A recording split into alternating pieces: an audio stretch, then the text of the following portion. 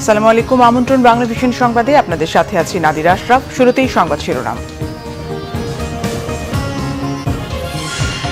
কোটা বাতিলের দাবিতে রাজধানী সহ সারা দেশে বিক্ষোভ। ঢাকা টাঙ্গাইল ও ঢাকা রাজশাহী মহাসড়ক অবরোধ, কঠোর আন্দোলনের হুঁশিয়ারি শিক্ষার্থীদের। আদালতের ঘাড়ে বন্দুক রেখে কোটা বিরোধী আন্দোলন দমন করতে চায় সরকার, অভিযোগ মির্জা ফখরুলের। কোটা আন্দোলনে ভর করেছে বিএনপি, বললেন ওবায়দুল কাদের।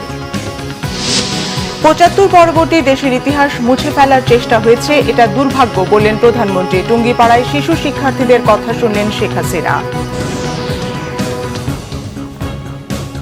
দেখছিলেন সংবাদ শিরোনাম, এবারে বিস্তারিত। কোটা বাতিলের দাবিতে আজও বিক্ষোভ করেছে দেশের বিভিন্ন শিক্ষা প্রতিষ্ঠানের শিক্ষার্থীরা। অবরোধের কারণে ঢাকা টাঙ্গাইল মহাসড়কে প্রায় ১.৫ ঘণ্টা বন্ধ থাকে যান চলাচল। সকাল 10:30টায় মাওলানা ভাসানী বিজ্ঞান ও প্রযুক্তি বিশ্ববিদ্যালয়ের শিক্ষার্থীরা ক্যাম্পাস থেকে মিছিল নিয়ে ঢাকা টাঙ্গাইল মহাসড়কে নগর জালফই বাইপাস এলাকা অবরোধ করে। এ সময় মহাসড়কের দুই পাশে প্রায় 15 কিলোমিটার জুড়ে যানজট তৈরি হয়। পরে পুলিশ ও জেলা প্রশাসনের অনুরোধে মহাসড়ক থেকে সরে যায় শিক্ষার্থীরা। এতে প্রায় ১.৫ ঘণ্টা যান চলাচল বন্ধ থাকে। দুর্ভোগে পড়ে যাত্রীরা। কোটা বিরোধী আন্দোলনে আজও উত্তাল ছিল রাজশাহী বিশ্ববিদ্যালয় ক্যাম্পাস। বিশ্ববিদ্যালয়ের প্রধান গেটের সামনে রাজশাহী ঢাকা মহাসড়ক অবরোধ ও সমাবেশ করে শিক্ষার্থীরা। এ সময় তারা কোটা বিরোধী বিভিন্ন স্লোগান দেয়। প্রায় 1 ঘণ্টা সড়কে অবস্থান করে তারা। পরে ক্যাম্পাসে সমাবেশ থেকে অবিলম্বে দাবি মেনে নেওয়ার আহ্বান জানানো হয়। অন্যদিকে ময়মনসিংহে বিক্ষোভ সমাবেশ করে বিভিন্ন কলেজের কোটা বিরোধী শিক্ষার্থীরা। সকালে নগরীর আনন্দমোহন সরকারি কলেজ, নাসিরাবাদ কলেজ সহ বিভিন্ন কলেজ থেকে মিছিল নিয়ে টাউন হল মোড়ে জড়ো হয়। কোটা পদ্ধতি বাতিল না হওয়া পর্যন্ত আন্দোলন চালিয়ে যাওয়ার ঘোষণা দেয় শিক্ষার্থীরা। এদিকে সরকারি চাকরিতে প্রবেশে ৫৬% কোটা বাতিলের দাবিতে চলমান ছাত্র আন্দোলনের অংশ হিসেবে বিক্ষোভ মিছিল করেছে ঢাকা কলেজের শিক্ষার্থীরা। দুপুরে ঢাকা কলেজের সামনে কিছু সময় অবস্থান নিয়ে বিক্ষোভ মিছিল বের করেন শিক্ষার্থীরা। সায়েন্স ল্যাব মোড় হয়ে বিক্ষোভ মিছিল আজিমপুর চৌরাস্তা হয়ে আবার ঢাকা কলেজে গিয়ে শেষ হয়। বৈষম্য বিরোধী ছাত্র আন্দোলনের ঢাকা কলেজ ব্যানারে মিছিল পূর্ব সংক্ষিপ্ত সমাবেশে ৪ দফা দাবির কথা পুনরায় জানান ছাত্ররা। বলেন, মুক্তিযোদ্ধা কোটা মুক্তিযোদ্ধাদের সন্তানদের পর্যন্ত মানা যায়, কিন্তু নাতনিদের পর্যন্ত মানা যায় না। 2% লোকের জন্য 56% কোটা কিভাবে যৌক্তিক হয়, এমন প্রশ্ন শিক্ষার্থীদের।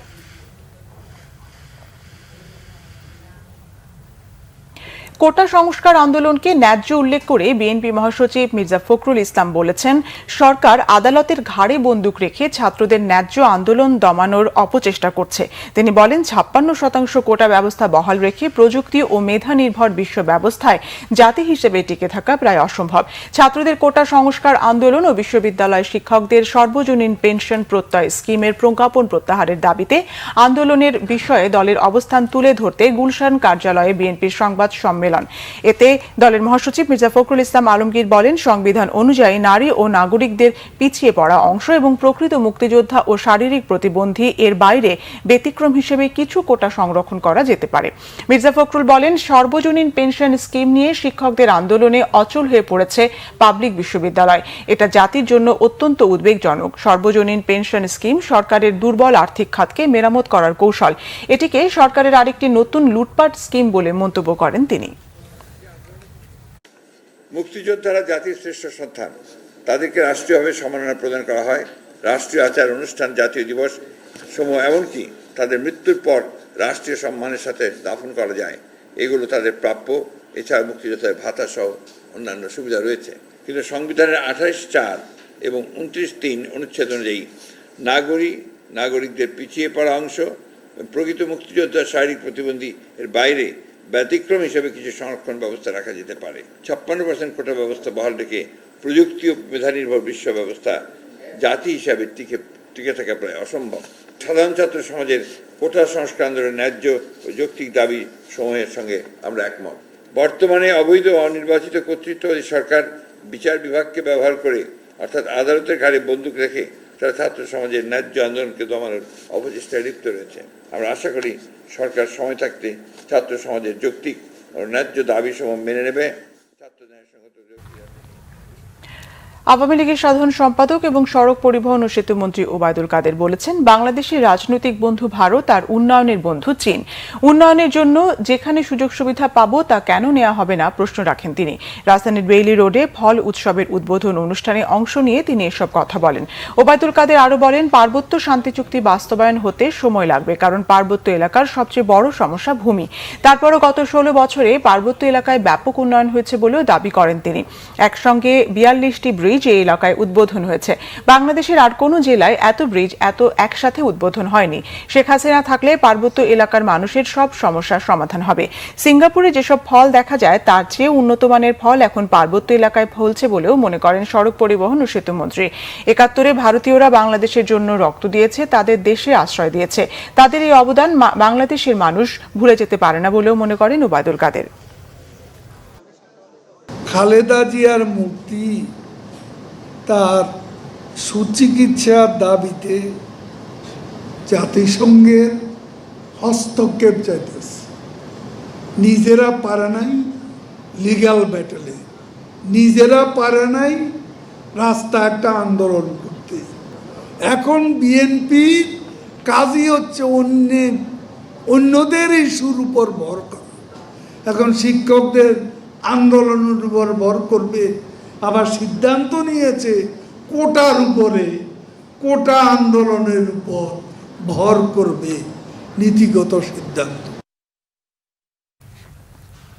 প্রধানমন্ত্রী শেখ হাসিনা বলেছেন, ছোটদের সুন্দর জীবন নিশ্চিত করাই ছিল বঙ্গবন্ধুর লক্ষ্য। আজকের ছোট শিশুরাই হবে আগামীর স্মার্ট বাংলাদেশের কারিগর।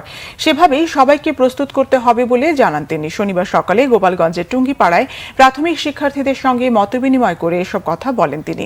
শেখ হাসিনা বলেন, 75 পরবর্তীতে এদেশের ইতিহাস মুছে ফেলার চেষ্টা করা হয়েছে, এটাই দুর্ভাগ্য।